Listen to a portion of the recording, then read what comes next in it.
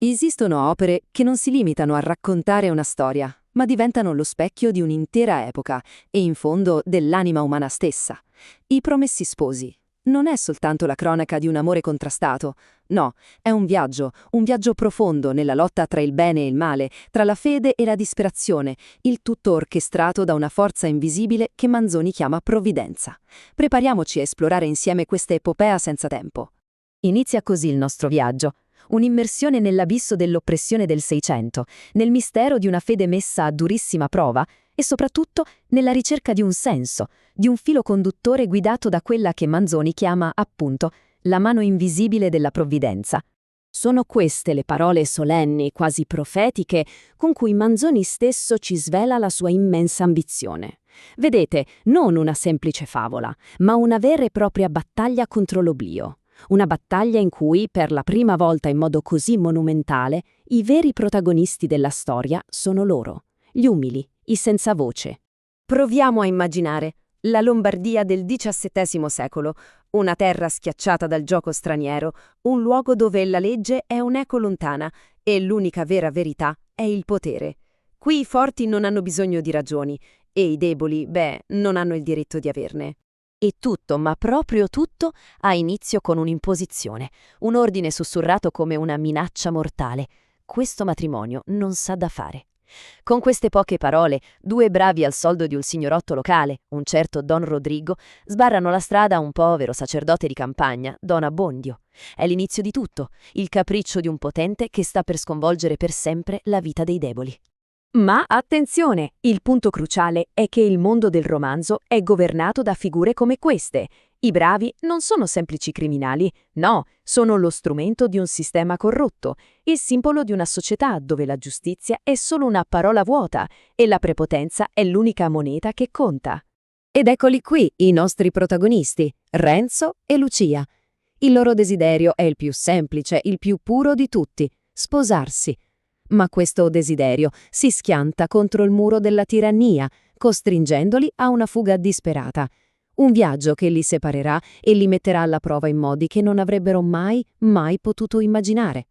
E questo ci porta dritti al cuor pulsante del romanzo, perché di fronte all'ingiustizia, di fronte al terrore più puro, come risponde l'anima? Manzoni ci mostra come la fede possa manifestarsi in modi radicalmente, quasi inconciliabilmente diversi. Queste sono le parole di Don Abbondio. Ascoltiamole bene. Questa è la fede paralizzata dalla paura, una morale che si piega, che si spezza di fronte al potere terreno pur di salvarsi la pelle. È la logica della sopravvivenza che soffoca la voce di Dio, il calcolo umano che finisce per eclissare il dovere divino. E ora, sentite il contrasto. Un vero e proprio tuono. È la voce di Fra Cristoforo. Lui, di fronte a Don Rodrigo, non conosce paura. Solo una furia giusta, una furia nutrita dal suo stesso passato da redimere. Qui la fede non si piega, diventa accusa, diventa profezia, diventa scudo per gli oppressi. Ecco, questo è il vero campo di battaglia psicologico e spirituale del romanzo. Manzoni ci sbatte in faccia una domanda fondamentale. Che cos'è la vera fede in un mondo corrotto? È la prudenza che si piega per sopravvivere o il coraggio che si erge per difendere la giustizia anche a costo della vita? Adesso però, addentriamoci nel viaggio spirituale più oscuro e forse più potente di tutta l'opera. Quello dell'innominato, un personaggio che incarna il male assoluto, il nichilismo portato alle sue estreme, terrificanti conseguenze. L'innominato è un uomo che ha commesso ogni possibile malvagità, ma il suo tormento non viene da fuori, è un vuoto interiore, una malattia spirituale così profonda che nessun potere, nessuna ricchezza può curare. È l'orrore di una coscienza che all'improvviso si scopre vuota. Sono le sue stesse parole, disperate, rivolte al santo cardinale Federigo Borromeo. In questa domanda c'è tutta la profondità della sua angoscia. È un uomo che ha perso persino la capacità di sperare, che cerca qualcosa che non sa nemmeno più come nominare. E questa è la risposta del cardinale, una risposta che capovolge completamente la prospettiva. La dannazione non è la fine, ma il potenziale per una gloria ancora più grande attraverso la redenzione. Il male che ha compiuto non è un ostacolo, ma la misura stessa della grandezza della misericordia di Dio.